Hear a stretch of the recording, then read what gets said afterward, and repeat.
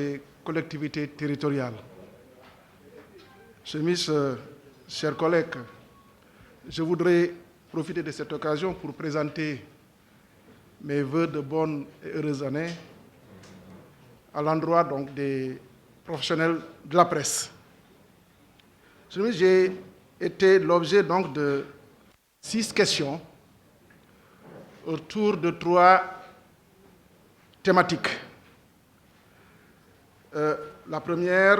c'est concernant les mesures prises à l'endroit des transports terrestres.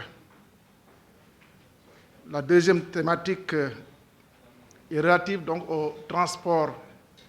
interurbain. Et le troisième point concernant les frontières terrestres. Par rapport donc au premier point, à la première thématique, pour les mesures à prendre pour lutter contre la propagation de la COVID-19 par le biais des moyens de transport publics et privés, j'ai pris l'arrêté du 7 janvier 2021,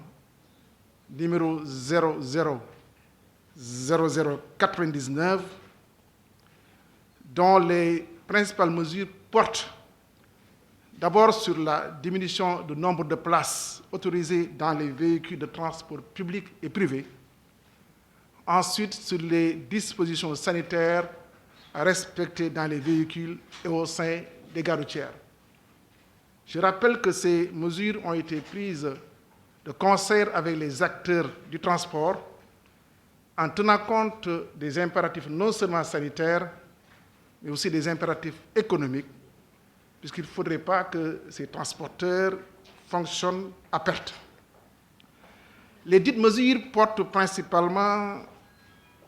par rapport aux autobus urbains de 12 mètres, c'est-à-dire les autobus standards exploités par Dakar Demdict. Un maximum de 80 places sur 110 places disponibles seront occupées par les voyageurs. 80 sur 110. Par rapport aux minibus urbains exploités par l'Association de financement des transports urbains de Dakar, AFTU, un maximum de 40 places, non compris le personnel de bord, sur 50 places disponibles. Vous aurez remarqué que ces 2 types de transports sont délestés de 30% de leur capacité maximale. Dans les autocars et minicars, Ndiaga Ndiaye, Carapit, toutes les places debout sont interdites. Plus de places debout au niveau de ces moyens de transport. Le port correct du masque est obligatoire pour toutes les personnes à bord des véhicules de transport public et privé de voyageurs dès que leur nombre est supérieur à 1. Les entrées et sorties des gares urbaines de passagers se font dans le respect des mesures d'hygiène et de sécurité arrêtées par l'autorité sanitaire compétente. Les transporteurs sont tenus de nettoyer et de désinfecter leurs véhicules à l'intérieur comme à l'extérieur au moins une fois par jour. Ils doivent aussi fournir à leur personnel des masques et produits désinfectants pour les mains. Je rappelle que, afin donc de respecter ces dispositions, tout manquement donc, sera puni conformément aux lois et règlements en vigueur. Et toutes ces dispositions sont contenues dans l'arrêté que je viens de citer. Concernant la deuxième thématique sur le déplacement interurbain, M. de l'Intérieur l'a rappelé tout à l'heure, il y aura des mesures en termes d'arrêté qui seront prises au fur et à mesure quand cela va s'imposer. Et concernant le transport interurbain, à l'heure où je vous parle, aucun arrêté n'est pour le moment pris. Aucun arrêté pour le moment pris. Nous aurons en tout cas l'occasion d'en discuter. Et si cela s'impose, effectivement, des mesures seront prises à cet effet. au niveau des frontières terrestres,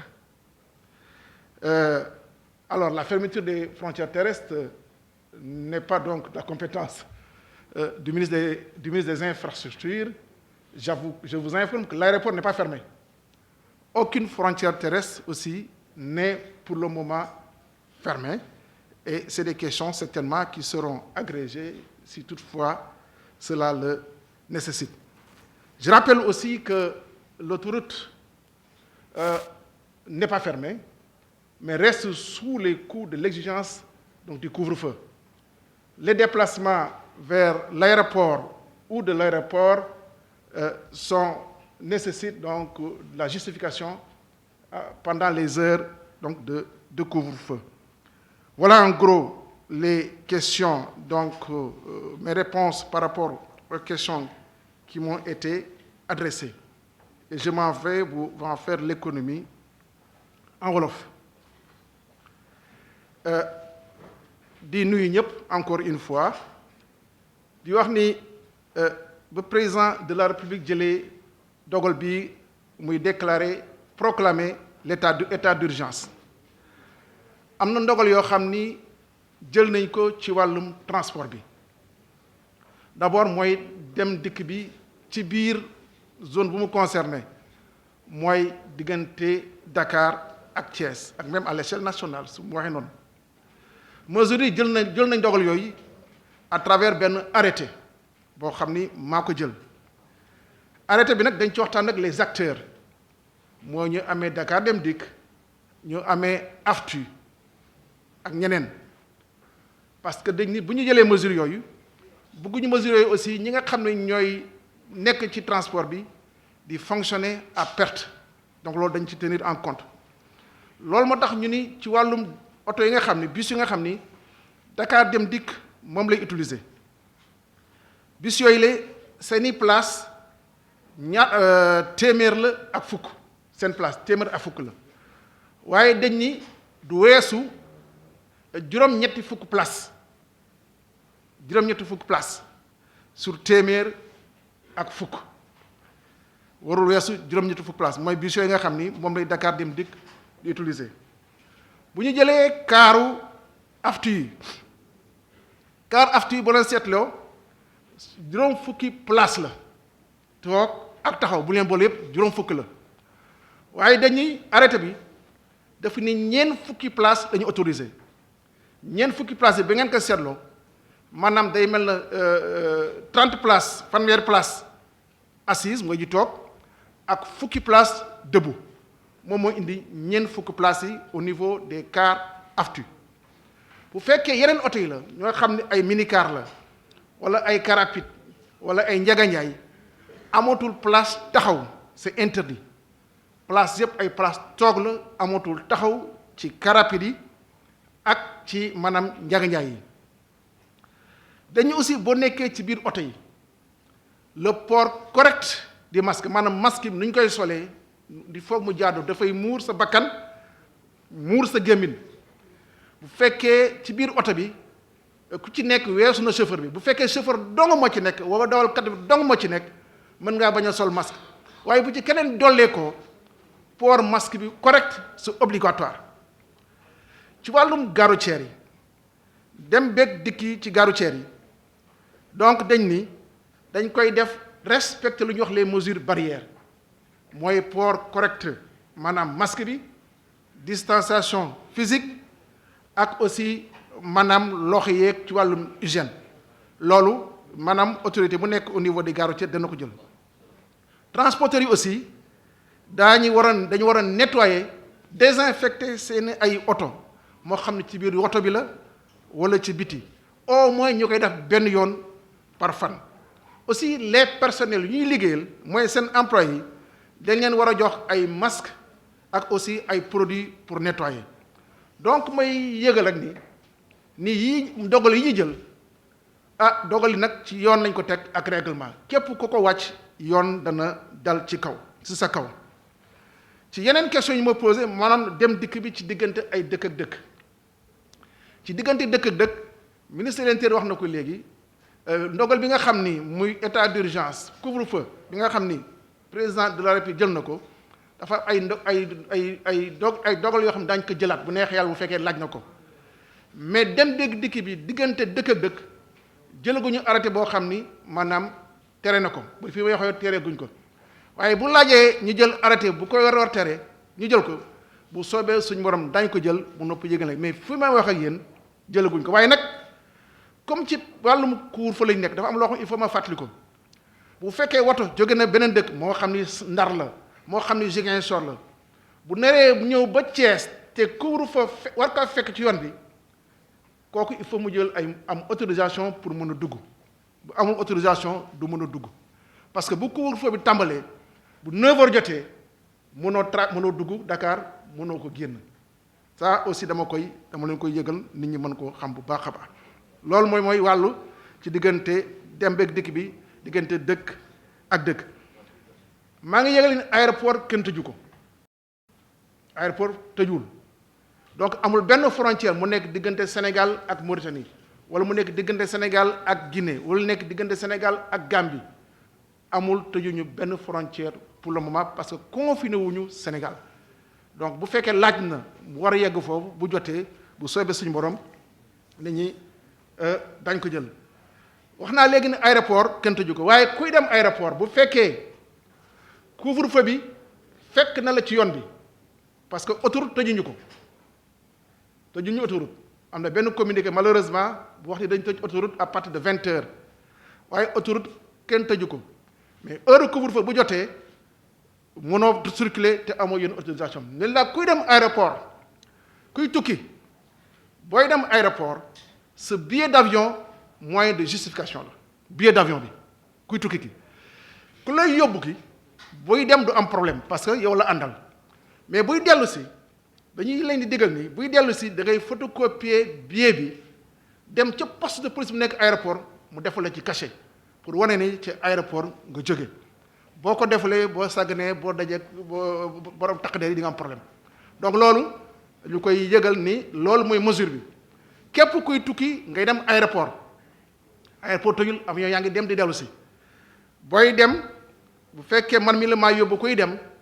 amoo problème parce que kuy dem te am na billet am bu ñu ko tar arrêté dana wane billet de voyage am mooy billet avion bi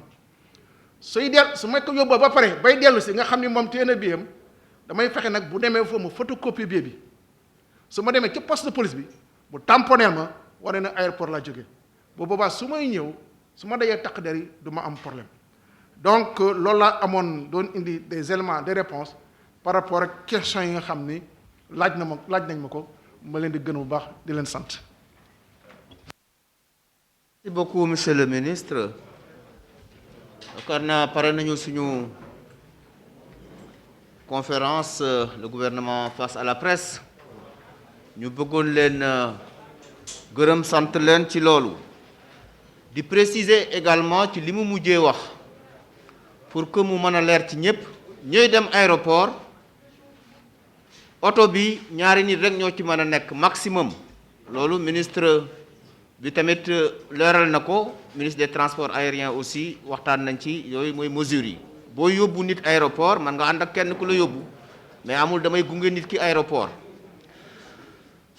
di leen gërëm di leen sant di remercier également mes collègues ci seen réponse yu am pertinence di leen wax rek ni niñ ko waxee rek situation bi moo laaj lii les mesures yu ñu war a jël ci wàllu couvre-feu bi ak ci wàllu ñàkk yi dafa naa ne ñaari question ñoo ci ëpp solo ak ci wàllu transport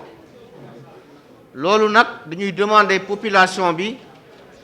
ñu respecter mesures yooyu nga xam ni jël nañ ko bi ci des mooy tous les 15 jours nañ ko doon defee daañu ko defee mais daañu xool ban anam lañ koy mën a gën a def en utilisant li nga xamante ni mooy visioconférence wala limiter présence su ñi nga xam ni ñooy woy taskatu xabaar yi donc ñu ngi leen di gërëm ñu ngi leen di sant yéen ñëpp di leen jox rendez-vous ci yeeg ñaari ay bés jërë ngeen jëf.